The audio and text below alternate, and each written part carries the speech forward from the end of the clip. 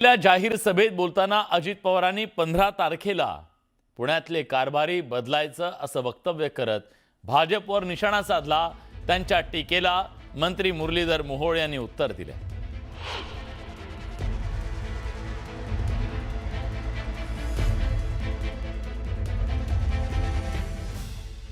केंद्राने भरभरून दिलं, राज्यांनी भरभरून दिलं, ते कुठं कमी पडले नाही, पण इथली लोक कमी पडली। इथं ज्यांच्यावर जबाबदारी होती ते कारभारी लोक कमी पडली। म्हणून उद्याच्या 15 तारखेला कारभारी बदलायचा। तुम्ही मला कारभारी पद द्या, नाही पुण्याचा चेहरा मोहरा बदलला तर नावाचा अजित पवार सांगणार।